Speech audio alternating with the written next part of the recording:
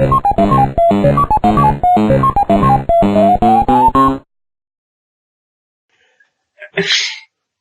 and thank you for watching Gabbin About Games. I'm Miquel Sanchez and...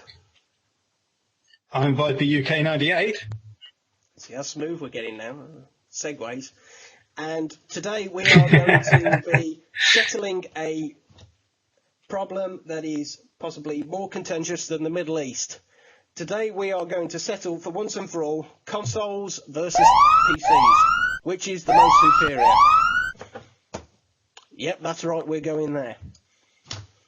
So you've got the Xbox One, which isn't just a gaming console. No, it's also a media center. What the fuck? I don't want a media center. I want a gaming console. Leave it as a fucking gaming console. Pet hate, sorry, pardon me. But they have their limits of what they are capable of doing. To be able to run sort of modern games, they have to have their frame rates limited. They can't have the graphics settings as good as PCs, and things like that. I mean, they're the two main issues. Then you go to the PC. The issue with the PC is, unless you have the right hardware or good enough hardware, you can't play the games in the first place. So you're constantly having to make sure that you've got the updated, the most up-to-date, the best of this, that, or the other, to be able to keep up with the current gaming market. But with a console, you don't need that, because if you pick up a game for an Xbox One or a PlayStation 4, you put it into the right console, it's going to work.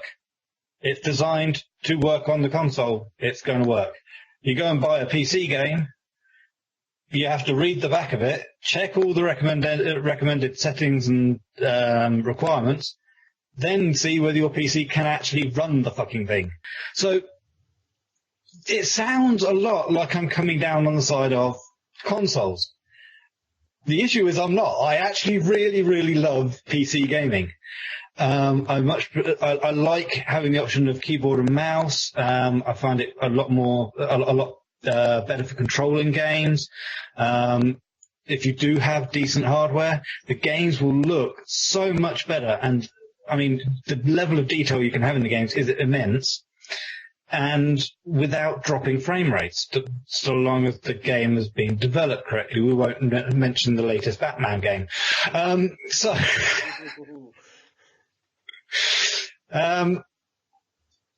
But the PC is capable of so much more, and with the technology that's coming out these days, it doesn't cost as much as it used to keep your PCs up to date to a level where you can, play the games at a decent level. So I'm putting my foot firmly on the PC side. I much prefer PC. The quality of the games, the visuals, the sound quality, if you get yourself some decent sound hardware as well, is immense. Xbox, PlayStation 4, okay, make your mind up what you are. Are you a gaming console? Are you a DVD player? Are you a Blu-ray player? Are you a media center, come anything else that they decide to chuck in there? At some point, you're going to find out that you've got a mobile phone app on there so that you can, dial your mates. That's not what I want a gaming console to be. I like my Xbox 360 because it's a gaming console. It does what it says on the tin. I put a game in it, I play it. It's not for everything else. But even then, it's got internet access. You can watch your Netflix. You've got this, that, and the other. They're putting too much into it. If they dedicated the console specifically to just playing games, they could make it so much better. And I have to say that I will start by saying I agree with pretty much everything you've said there. I would just, as you were just highlighting them, that consoles today are trying to more be media centers. It just occurred to me, it's really funny that if you were to go back 20 years to the when you had it was the Nintendo and it was the Master System, and at the time you had the Philips CDI that was trying to do what consoles are doing today. You had the Apple Pippin that was trying to do the same thing as well. These were things that were games consoles, but they were trying to be something more than they really were, and both of those were absolute massive commercial failures. Getting back on topic, I'm going to make this a lot simpler. I side on PCs as well, but there's a very specific reason for it. yes, console gaming is brilliant if all you want to do is buy a game, shove it in, and play it. I would note that console gaming is getting slightly more annoying because I can't seem to get to a point that I can just pop a game in and just play it. There's always invariably an update that means I've got to wait about 5-10 minutes before I can start playing the game. Whereas on PC, particularly if you game mostly on Steam, it generally tends to do most updates in the background without you even being aware that they're happening. Very, very rarely has Steam interfered with my playing a game. I totally understand and appreciate that PC gaming is not accessible to all, if for no other reason than the cost. It is very, very difficult to get a PC, particularly buy one from scratch, brand new. If you're looking at buying a game in PC today that's ready to game on, most of the buzzwords in PC gaming these days tend to be 4K, basically ultra high resolution and ridiculous frame rates. You're not going to get much change out of probably, what do you reckon, £1,500? You're probably looking at that for something. Probably at least. Yeah. So even if you want to access it, you're immediately looking at something that's a budget that's 3-4 times higher than just going out and buying a console that'll do it. Yeah, I mean, if we're talking about who gets the more polished games on release, almost certainly it's console. But that's simply because PCs are, generally speaking, an afterthought in mainstream gaming. They're not what people tend to, they're not what the developers are going for. They're going for the easy access consoles. That being said, the argument I always raise is because you have the wars, the PC and console wars.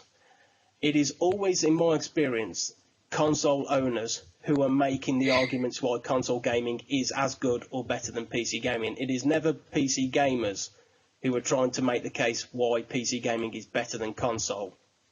And I think if you're the person trying to make the argument, you're possibly in this instance just trying to convince yourself that console is as good as PC. Yeah, you hear all the arguments, I don't need a PC, I only play games, etc. But as you just said, consoles aren't really just for gaming anymore. They are, in a way, a hybrid PC. They're just a lot more limited. You can do a lot less. Invariably, with the games as well, PC gaming, you have all the modding community. Grand Theft Auto 5, 4 and 5 particularly, the modding community on that are legends. Some of the things they do. I saw a mod on GTA 5 the other day, somebody who'd made a pigeon as a playable character, so you could jack a car as a pigeon. And I thought that was hilarious. What consoles generally tend to do is they have a higher resolution, so in other words, lines across, up and down, they have a lot more of those. But they have an incredibly low frame rate to make up for the graphics. So things look a lot prettier, but they move a lot slower.